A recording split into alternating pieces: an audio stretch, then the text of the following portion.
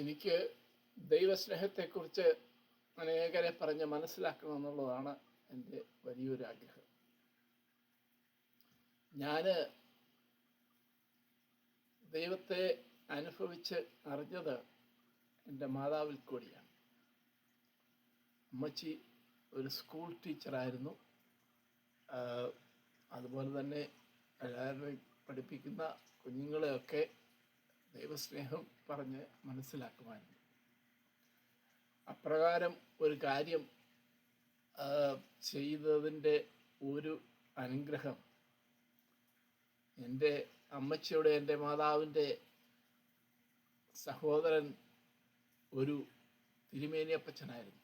മാവേലിക്കരക്കാരനായിരുന്നു. മാവേലിക്കരയാണ് എൻ്റെ ഫാമിലി. അവിടെ ഉള്ള ഒരു ഫാമിലി കൂടിയാണ് ഞങ്ങളുടെ കുടുംബത്തിൽ ചില അനുഗ്രഹം. അത് മുണ്ടോലി ഫാമിലിയാണ്.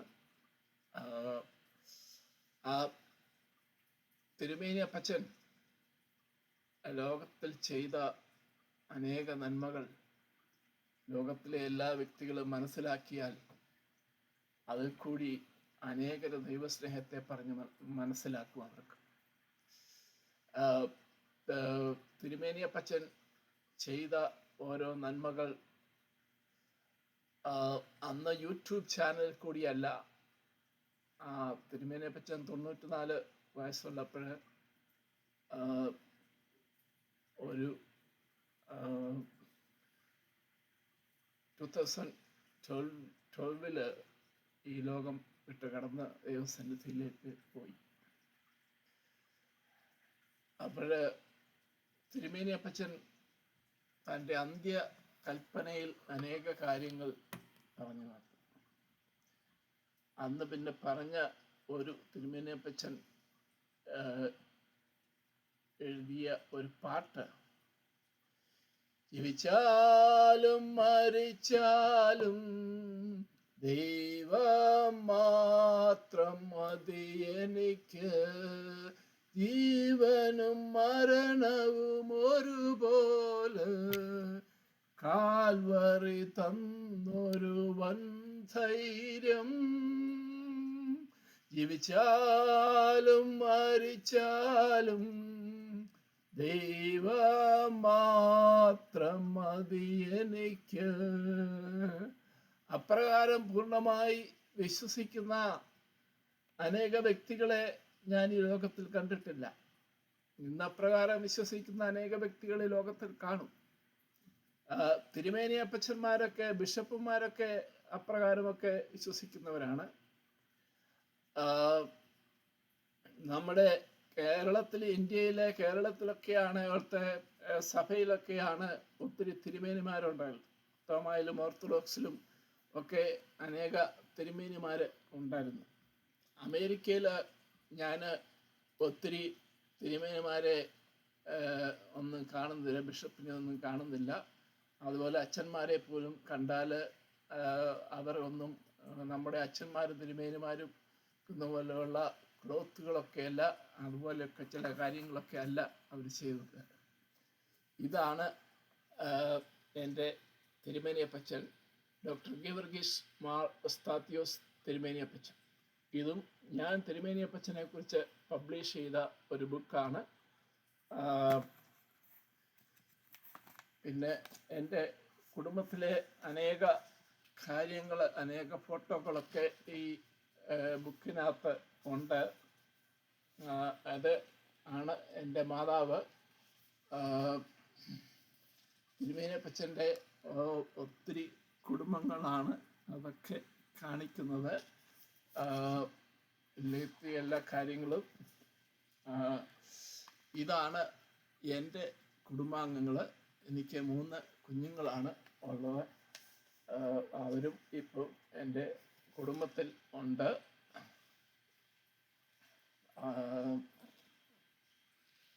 അതെൻ്റെ വൈഫാണ്.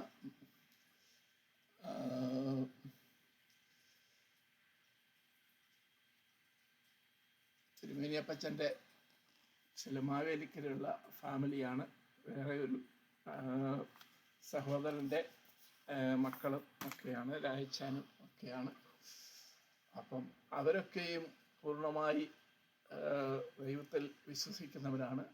തിരുമേനി അപ്പച്ചനിൽ കൂടി അവർക്കൊക്കെ ലഭിച്ച അനുഗ്രഹങ്ങളുണ്ട്. പക്ഷേ അമേരിക്കയിൽ വന്ന അനേക കുടുംബാംഗങ്ങൾ, അവരുടെ മക്കളൊക്കെ വലിയ ഡോക്ടർമാരൊക്കെയായി. അവർക്കൊക്കെ നല്ല സാമ്പത്തിക നന്മകളൊക്കെ ദൈവം കൊടുത്തു. തിരുമേനി അപ്പച്ചൻ കൂടി നമ്മുടെ കുടുംബങ്ങൾക്ക് വലിയ അനുഗ്രഹങ്ങളൊക്കെ ലഭിച്ചു. തിരുമേനി അപ്പച്ചൻ അമേരിക്കയിൽ വന്നപ്പോൾ ഞാൻ ഇവിടെ ഹ്യൂസ്റ്റണിലായിരുന്നപ്പോൾ എൻ്റെ കുടുംബത്തിലേക്ക് ഒന്ന് വന്നു. ഒത്തിരി കാര്യങ്ങൾ പറഞ്ഞ് ഞങ്ങളെ മനസ്സിലാക്കി. എൻ്റെ കുഞ്ഞുങ്ങളെയൊക്കെ കുറിച്ച് എൻ്റെ രണ്ടാമത്തെ മോക്ക് ആദ്യ വചനം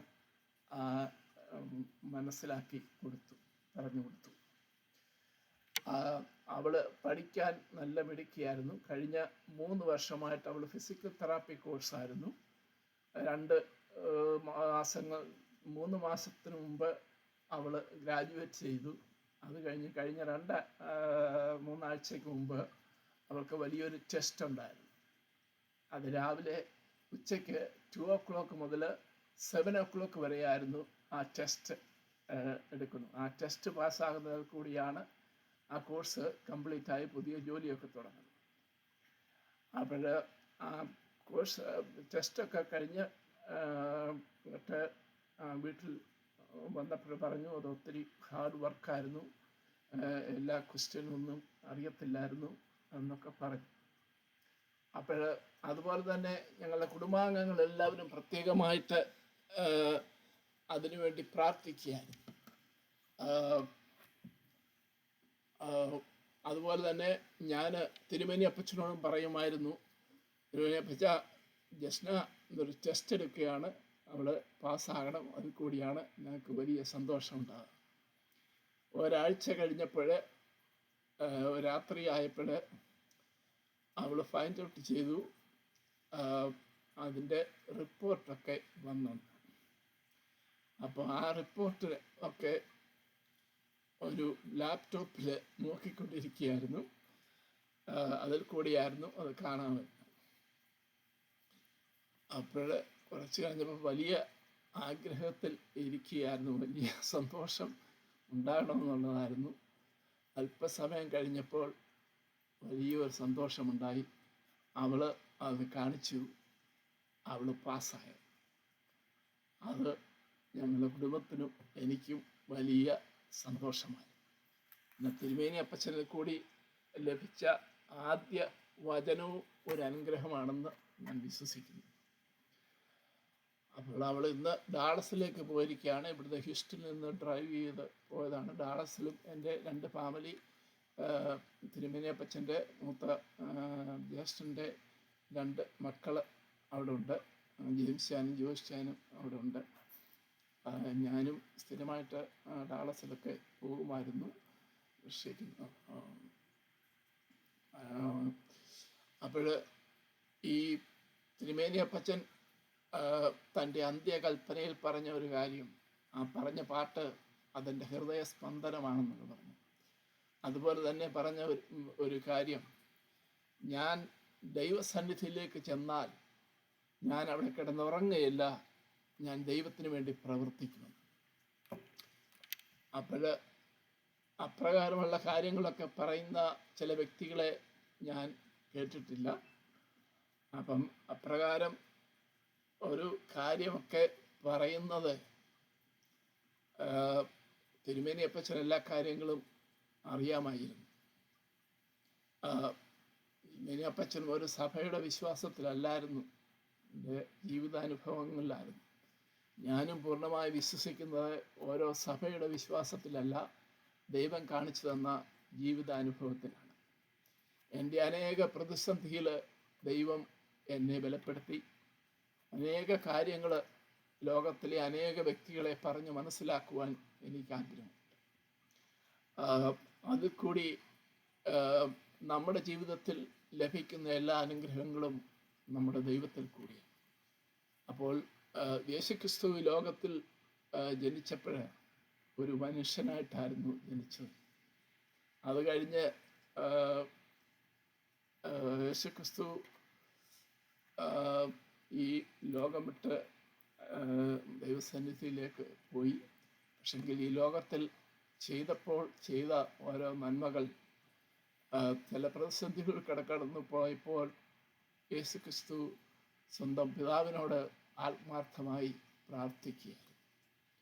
അപ്പോൾ ആ പ്രശ്നങ്ങളൊന്നും പരിഹരിച്ചു കൊടുക്കുകയല്ലായിരുന്നു, അല്ലാതെ കൂടി യേശുക്രിസ്തുവിനെ ബലപ്പെടുത്തുവാനും.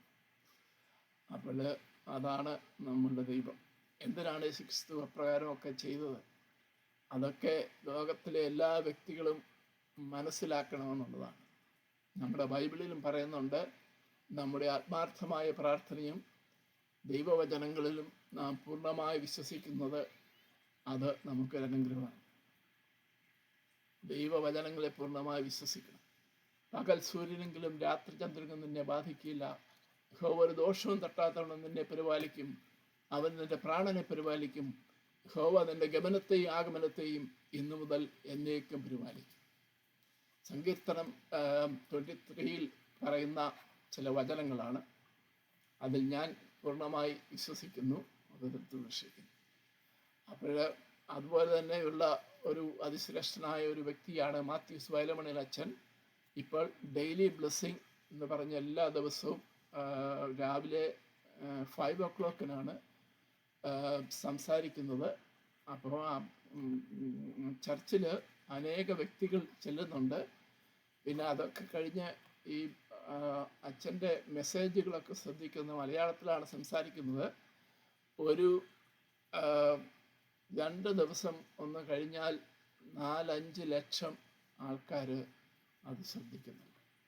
അപ്രകാരം ദൈവവചനം ശ്രദ്ധിക്കുന്ന വേറെ ഒരു വ്യക്തിയിൽ കൂടിയും ഞാൻ കണ്ടിട്ടില്ല. അപ്പോൾ അതിൽ പൂർണ്ണമായി വിശ്വസിക്കുന്ന ഒരു മാത്യൂസ് വയലമണ്ണിൽ അച്ഛനും വലിയൊരു വേദനയിൽ കൂടി കടന്നുപോയ ഒരു വ്യക്തിയായിരുന്നു. അത് കഴിഞ്ഞപ്പോൾ ദൈവം അദ്ദേഹത്തെ ബലപ്പെടുത്തി. അത് കൂടി അദ്ദേഹം സംസാരിക്കുന്നതിൽ കൂടി അത് കേൾക്കുന്ന എല്ലാ വ്യക്തികൾക്കും വലിയ സന്തോഷവും ശാന്തിയും സമാധാനവും ഒക്കെ ഉണ്ടാകും. അതുകൊണ്ടാണ് എല്ലാവരും ശ്രദ്ധിക്കുക. അദ്ദേഹം പറഞ്ഞു, ക്രിസ്ത്യാനികൾ മാത്രമല്ല അത് ശ്രദ്ധിക്കുന്നത്, ഹിന്ദുക്കളും മുസ്ലിങ്ങളും ഒക്കെ അത് ശ്രദ്ധിക്കുന്നുണ്ട്.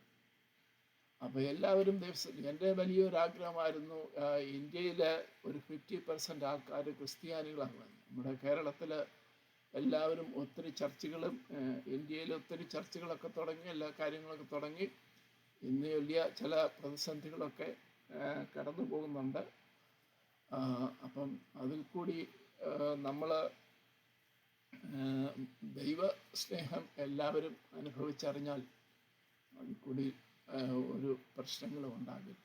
ഒരു കാര്യം എല്ലാവർക്കും അറിയാമോ എന്നറിയില്ല, ഈ ലോകം വിട്ട് ദൈവസന്നിധിയിലേക്ക് കടന്നു പോയാൽ ദൈവം സന്തോഷകരമായ ഒരു പുതിയ ജീവൻ കൊടുക്കും എന്ന്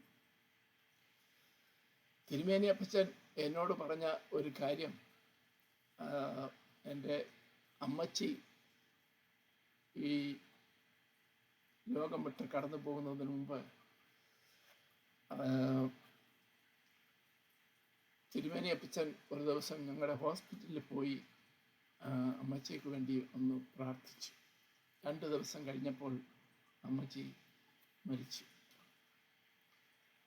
അത് കഴിഞ്ഞ് അത് ഞാൻ അറിഞ്ഞപ്പോൾ, അമേരിക്ക വെച്ച് അറിഞ്ഞപ്പോൾ എനിക്ക് വലിയ വേദനയായിരുന്നു. പല പ്രതിസന്ധി കൊടുക്കുന്നു പോയി. അവിടെ ചെന്ന് ഞാൻ റാന്നി ഹോസ്പിറ്റലിൽ അമ്മച്ചിയുടെ മുഖം ഒന്ന് കണ്ടു. അമ്മച്ചിയുടെ ബോഡി ഒന്ന് നോക്കി, അമ്മച്ചിയുടെ മുഖത്തേക്ക് ഞാൻ നോക്കി.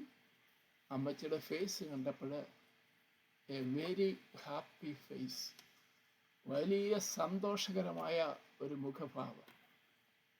അപ്രകാരം മരിച്ച ഒരു വ്യക്തിയുടെ മുഖത്ത് ഞാൻ കണ്ടിട്ടില്ല.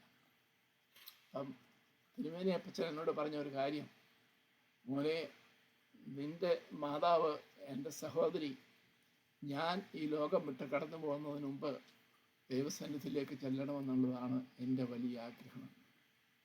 അപ്പോൾ തിരുമേനി അപ്പച്ചൻ ചെന്ന് ഹോസ്പിറ്റലിൽ ചെന്ന് അമ്മച്ചിക്ക് വേണ്ടി ആത്മാർത്ഥമായി പ്രാർത്ഥിച്ച ആ പ്രാർത്ഥനയും ദൈവം കേട്ടു. അപ്പോൾ ദൈവം വലിയ സന്തോഷകരമായ ഒരു പുതിയ ജീവൻ കൊടുത്തു. ഞാൻ ഒരു ഫോട്ടോ എടുക്കാൻ നോക്കി, അവർ സമ്മതിച്ചില്ല. അവർ പറഞ്ഞു പോലീസിനെ വിളിക്കും. എന്തുകൊണ്ടാണെന്ന് അറിയത്തില്ല. റാന്നിയിലുള്ള ഒരു ഹോസ്പിറ്റലായിരുന്നു, മർത്തമ സഭയുമായിട്ടൊരു ബന്ധമുള്ള ഒരു ഹോസ്പിറ്റലാണ്. അപ്പോൾ എനിക്കത് വലിയ മനപ്രയാസമായിരുന്നു. ആ ഫോട്ടോകൾ ഉണ്ടായിരുന്നുവെങ്കിൽ ഞാൻ അനേകരെ കാണിച്ചു കൊടുക്കുമായിരുന്നു. അപ്പോൾ ഈ ലോകം വിട്ട് എല്ലാവരും കടന്നു പോകുന്നതൊന്നും എല്ലാവരും ഒന്നും വിശ്വസിക്കുന്നില്ല, ചിന്തിക്കുന്നില്ല. അപ്പോഴത് ലോകം വിട്ട് കടന്നു പോകുന്ന മരിച്ചു കഴിയുമ്പോൾ യേശു ക്രിസ്തു ഉയർത്തെഴുന്നേറ്റതുപോലെ സന്തോഷകരമായൊരു പുതിയ ജീവൻ ദൈവം കൊടുക്കും. അതെൻ്റെ മാതാവിന് കൊടുത്തു. അപ്പോൾ അത് കണ്ടപ്പോൾ എനിക്ക് വലിയ സന്തോഷവും സമാധാനവും പ്രത്യാശയും ധൈര്യവും പ്രചോദനവും എല്ലാം ഉണ്ടായി. അപ്പോൾ അതൊക്കെയാണ് ഞങ്ങളുടെ തിരുമേനി അപ്പച്ചന് കൂടി ലഭിക്കുന്ന ഒരു അനുഗ്രഹം. അപ്പോൾ ആ കുടുംബാംഗങ്ങൾക്കെല്ലാം ശാന്തിയും സമാധാനവും പ്രത്യാശയും ഒക്കെ ഉണ്ടാകുന്നുണ്ട്. എല്ലാ നന്മകളാലും ചെയ്യുവാൻ അപേക്ഷിക്കുന്നുണ്ട്. ഞാൻ തിരുമേനി അപ്പച്ചനോട് ചോദിച്ചു, തിരുമേനി അപ്പച്ചൻ ലോകത്തിൽ എത്ര രാജ്യങ്ങളിൽ പോയി സംസാരിച്ചിട്ടുണ്ട്? എന്നോട് പറഞ്ഞു, 2 രാജ്യങ്ങളൊഴിച്ച് ലോകത്തിലെ എല്ലാ രാജ്യങ്ങളിലും ഞാൻ പോയി ബൈബിൾ മെസ്സേജ് പറഞ്ഞിട്ടുണ്ട്. അപ്പോൾ ഇപ്രകാരമൊക്കെ ഉണ്ടായിരുന്നെങ്കിൽ അനേക വ്യക്തികൾ മനസ്സിലാക്കുമായിരുന്നു. അമേരിക്കയിലാണ് പഠിച്ചത്, 5 വർഷം അത് പഠിച്ചതാണ്. നല്ലവണ്ണം ഇംഗ്ലീഷും അറിയായിരുന്നു. പിന്നെ 50 ബൈബിൾ ബുക്ക് പബ്ലിഷ് ചെയ്തു. 30 ഓർഫനേജ് ഇന്ത്യയിൽ പണിതു. ഞാൻ ഇപ്പം ഇന്ത്യയിൽ ഉള്ള ഓർഫനേജ്, കേരളത്തിലുള്ള ഒരു അച്ഛൻ എപ്പോഴും എന്നെ കോണ്ടാക്ട് ചെയ്ത് പറയും, അവർ ക്യാൻസർ പേഷ്യൻറ്റിനെയും മെൻ്റലി സിക്ക് പേഷ്യൻറ്റിനെയൊക്കെ സഹായിക്കുന്നവർക്ക് ഒരു 25 ലക്ഷം രൂപ വേണമെന്നൊക്കെ. ഞാൻ അനേക വ്യക്തികളോടൊക്കെ ചോദിച്ചു, വലിയ ചില ചർച്ചകളിലൊക്കെ പോയി അവരോടൊക്കെ പറഞ്ഞു. ഇതുവരെയായിട്ട് ആരും വലിയൊരു എമൗണ്ടൊക്കെ ഒന്നും തന്നിട്ടില്ല. തിരുമേനി അപ്പച്ചൻ പറഞ്ഞാൽ അത് അനേക വ്യക്തികൾ സഹായിക്കും. അങ്ങനെയാണ് 30 ഓർഫനേജ് എന്ന് പറഞ്ഞു. അപ്പോൾ അത് കൂടിയാണ് ലോകത്തിലെല്ലാവരും മനസ്സിലാക്കട്ടെ. ഗൗരകിസ്മാർ ഉസ്താദ്യോസ് തിരുമേനി അപ്പച്ചൻ ഒരു അനുഗ്രഹമാണ്. എല്ലാ നന്മകളാർക്കും ഉണ്ടാക്കുക. എല്ലാവരും ദൈവസ്നേഹത്തിൽ വളരട്ടെ. എല്ലാവരെയും ദൈവം അനുഗ്രഹിക്കട്ടെ എന്ന് പ്രാർത്ഥിച്ചുകൊണ്ട് ഞാൻ എൻ്റെ വാക്കുകൾ ചെറുക്കുന്നു. ദൈവം എല്ലാവരെയും അനുഗ്രഹിക്കും.